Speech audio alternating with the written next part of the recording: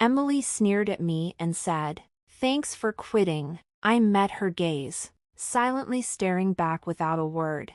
"It's about cutting labor costs. We don't need a hag who exploits overtime pay at our company," she added, clearly pleased with herself. Tom seemed satisfied, too. A week later, I received a call from the company. As soon as I picked up, the president's voice came through the line. "Who exactly are you?" he demanded. I laughed mockingly at his words. "I'm Lily Johnson," I replied. "I turned 59 this year and have been working at this company for 37 years since graduating from college. Our company employs administrative scriveners, social insurance labor consultants, and tax accountants to handle clerical work for our clients. This is particularly popular with company presidents who run their businesses alone and lack time for administrative tasks. We take care of those tasks for them." I worked in the tax department. I had earned my bookkeeping and tax accountant qualifications during college, which is why I joined the company in the first place. Currently, I manage 45 clients, which keeps me extremely busy. Although a part-timer helps with the accounting entries, the workload is still overwhelming. However, I refuse to show any weakness. Our clients have been with us for a long time, and many have faced their fair share of hardships. Seeing them deal with adversity motivates me not to give up. So, here I am, sitting in front of my computer again today. Lately, I've been troubled. Tom and Emily have been subjecting me to insidious harassment. Tom, who is 7 years younger than me, is the head of the tax department. He used to be just a regular colleague, but his attitude changed drastically 3 months ago when he got promoted. He used to speak politely, but suddenly, he started talking down to me. "Lily, what are you doing? You've got some nerve slacking off during work hours," he'd say, always either sarcastic or complaining. "I'm looking at documents for tax-saving strategies for our clients," I would retort, but Tom remained unfazed. "Just check the manual for that. Don't do anything unnecessary, and if you end up working overtime, don't expect to get paid for it." Tom glared at me, his words filled with disdain. Unable to respond, I turned to Emily, Tom's assistant. She chimed in, "Lily, you should work more efficiently. At this rate, you'll never finish. That's why you're still a rank-and-file employee." Emily laughed mockingly. I was the first to be offered the promotion to department head, but I declined at the time. Taking the head position meant more management responsibilities and less interaction with clients. However, this was an internal offer, so Tom and Emily don't know about it. "I'll make sure to complete my regular duties as well," was all I could manage to say. Still, Tom and Emily's harassment continued. "You're increasing overtime again? What a waste!" Tom's angry voice echoed through the office. "Lily, cut it out. Your constant overtime is dragging down the whole tax department's performance." Emily sighed.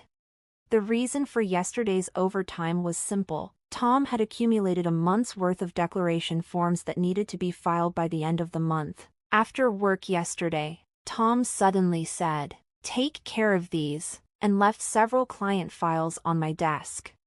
I turned pale when I saw the files. "Wait, these all have deadlines this month, right?" I asked, confused. By then, Tom was already nowhere near. Looking for him, I saw he was already packing up at his desk. "I'm heading out. Take care," he said and quickly left the office. "Good luck." Emily followed Tom out, laughing mockingly. Unbelievable. I sighed and opened the client files left on my desk. Moreover, some of the files were Emily's responsibility. I sighed even deeper. I knew why Tom was harassing me. They wanted me to retire quickly. I have more experience and deeper knowledge of taxation than he does, so other members of the tax department come to me with their questions instead of Tom. There are other reasons why everyone avoids Tom. He looks greasy and unapproachable. And the only female employee who stays near him is Emily. Tom likes young women, which is probably why he wants me to retire, so the other female employees will rely on him more. It's such shallow thinking. It gives me chills. There's also the fact that he simply doesn't like me. Emily was harassing me to curry favor with Tom. Tom evaluates the performance of the tax department, so she probably wanted to undermine me to get a good evaluation from him. Anyway, I have to manage these declarations. Not only do I have to prepare the tax declarations for my assigned companies, but it looks like I won't be able to finish today's work either. But if I try to claim overtime, I resigned myself to the prospect of unpaid overtime, knowing I'd only get complaints from Tom and Emily. Then, one day, I was suddenly called into the president's office. Our company had just undergone a change in leadership. The president's father, who had managed the company since its founding, had recently fallen ill and handed it over to his son. The new president had worked elsewhere and wasn't fully familiar with our operations yet, but he had little choice in the matter. "Excuse me," I said as I entered the president's office. I noticed Tom and Emily were already there, both with unpleasant smirks on their faces. "Why are Tom and Emily here?" I muttered quietly to myself. In this tense and strange atmosphere, the president spoke. "Lily, we'll need you to resign by the end of this month." "Excuse me? What do you mean?" I asked, my mind spinning.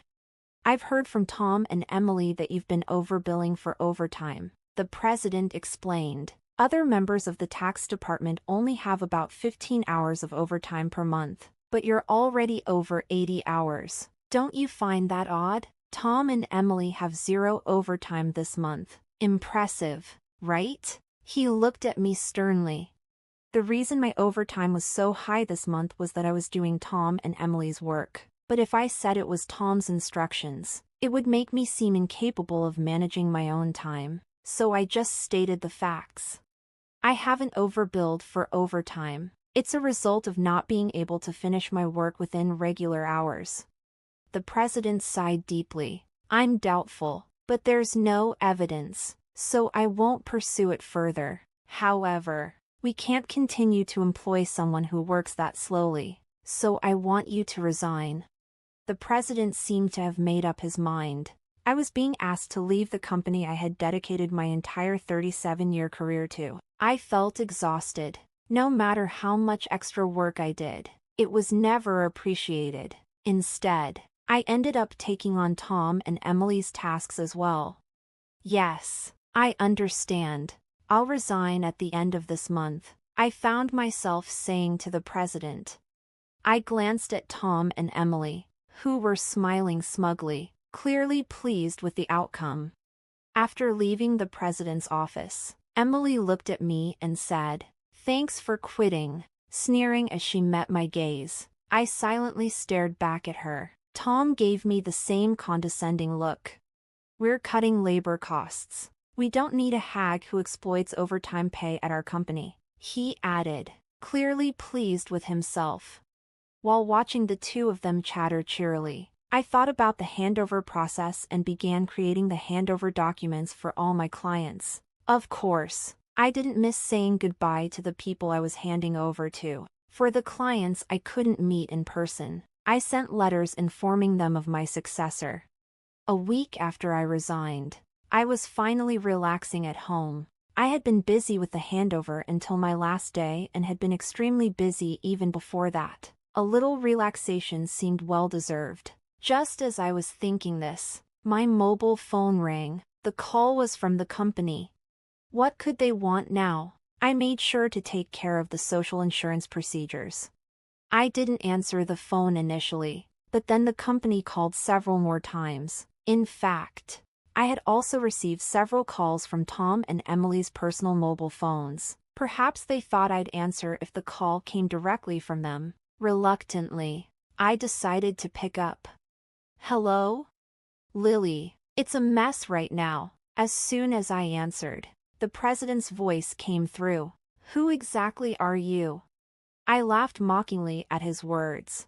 "Who am I? Just an unemployed lady. I've resigned from the company, and I'm nothing else right now.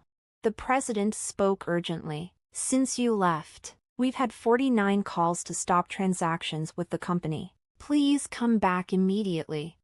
He finished speaking and hung up. He must be really panicked. I guess I have no choice. I got up reluctantly and headed to the company.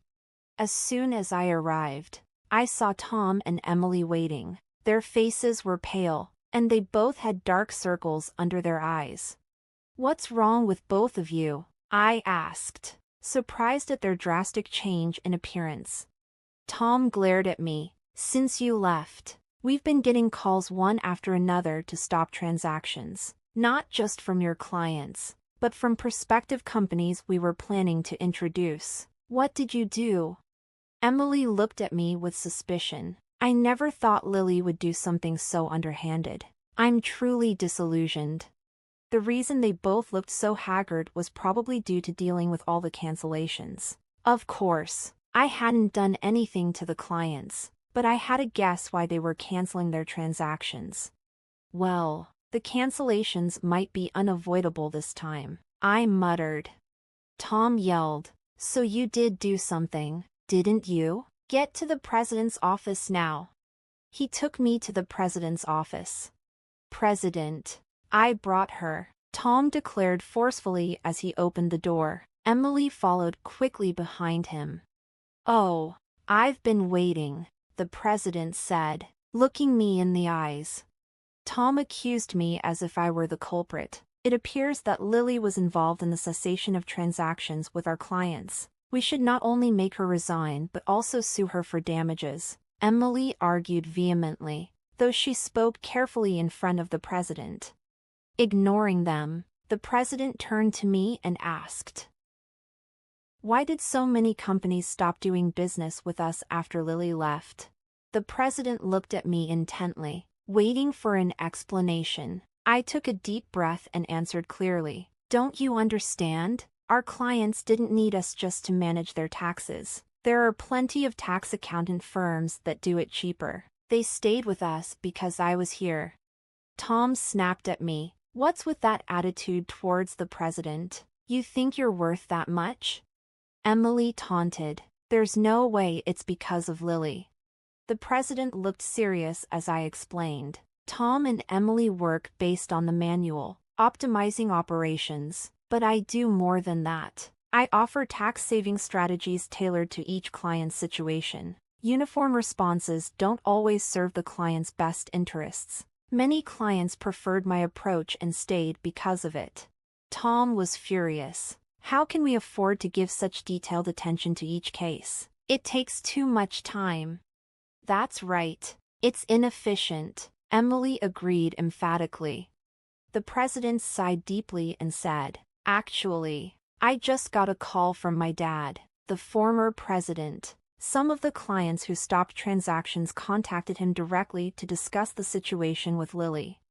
I was surprised to hear this. I hadn't expected the clients to go that far for me.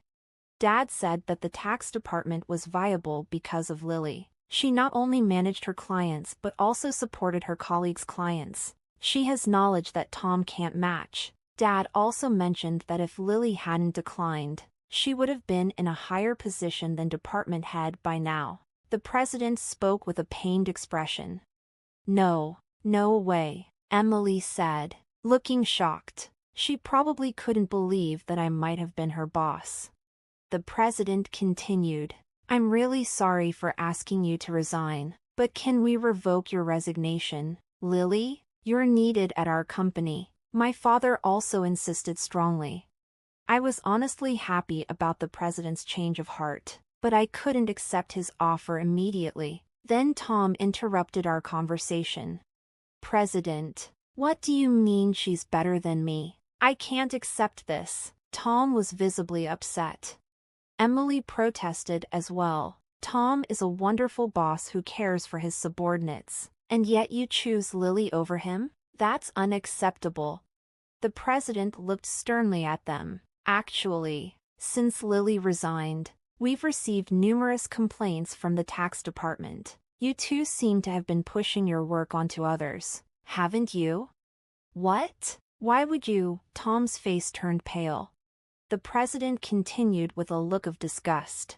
I've heard from the employees that you, Tom, have been assigning your client declaration forms to your subordinates, including Emily's work for many clients.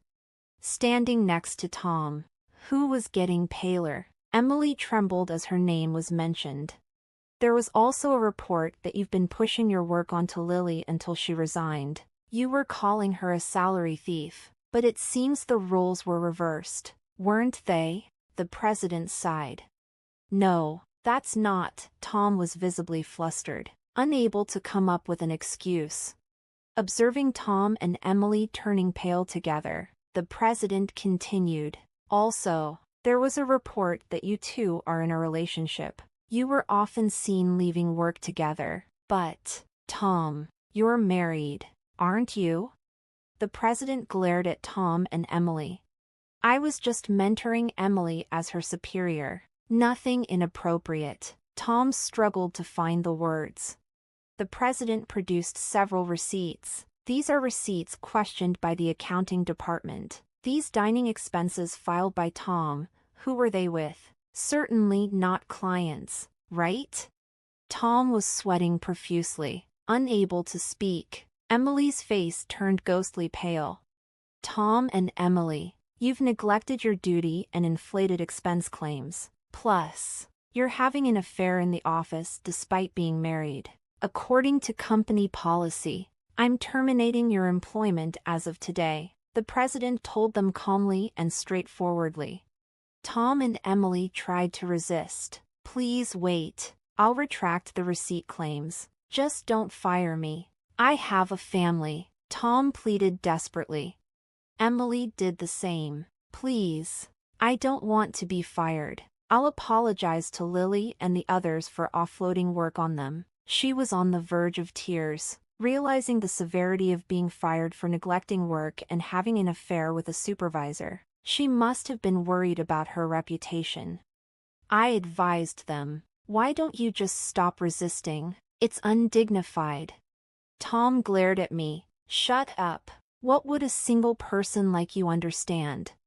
I sighed and replied, Tom, you were the one who got me fired. It's just karma, what goes around comes around. Why don't you take some responsibility and reflect a bit? Damn it. Tom looked frustrated, and Emily bit her lip. And I haven't reported this yet. But there's more to Tom and Emily's misconduct. Should I share more details? I asked the president with a smile. Tom and Emily's behavior was well known in the tax department. Their stories had reached me, whether I liked it or not. No, please don't. Lily, stop. They both pleaded frantically, trying to stop me. I gave them an ultimatum. Wrongdoings eventually come to light. It would be better for you to face reality before it gets worse. At my words, both of them collapsed to their knees. Ultimately, Tom and Emily were fired on the spot. I revealed their misdeeds afterward, which included Tom faking business trips to spend time with Emily and harassing employees they disliked into quitting. I tried to help those employees, but Tom and Emily's tactics were insidious. They repeatedly reprimanded and pressured employees out of my sight. It was also common for them to suddenly assign work with tight deadlines. The employees who resigned had asked me to keep quiet, but now they are happily working at other companies, so I decided it was okay to speak up. The president was furious at my revelation. He expressed his anger about cutting their final salaries and planned to thoroughly investigate past inflated expense claims. Tom was begging the president, tears in his eyes, please don't cut my salary. What will I tell my family if they find out? Eventually, Tom and Emily's affair was exposed to Tom's wife, and he ended up getting divorced. The two are now facing claims for compensation in the divorce lawsuit. I know this because, for some reason, Tom contacted me. Please, can you persuade the president to reconsider the firing? Emily and I are in a real bind now. Apparently, Tom and Emily are struggling to find new jobs. The tax industry is somewhat insular. And if you commit too many misdeeds, word spreads quickly through the industry's network. That's why no one is willing to hire them. However, they need money for divorce compensation and living expenses, so now they're working day labor jobs, like at construction sites. People used to office work suddenly doing hard labor outdoors must be tough. Emily often calls me crying, "Lily, please help. I just wanted a raise and a better life. I never really liked Tom, and this situation is unbearable," Emily would say, crying. However, Tom and Emily's predicament is their own doing. Many people, including myself, have been victims of their actions. So I told Emily, "This is all your own fault. Emily, you can't unring a bell. It will be hard to return to the same path. You're just going to have to deal with the hardships." "No way," Emily cried out in despair. This was the outcome of Emily's actions. I hope she continues to regret her actions in the future. As for me, I'm still enjoying a relaxed lifestyle away from work. The president has been begging me to return, but I have declined. After being told once to resign, I don't think I'll go back. Sometimes I help out at a friend's tax office to earn a bit of money. Maybe once things settle down, I'll start my own office like my friend. In my own office, no one can complain about my working style. I can fully dedicate myself to my clients. As a tax accountant, I want to be on equal footing with my clients, not as a teacher but as part of the service industry. My second life has just begun, and I'm looking forward to delving into what I want to do next.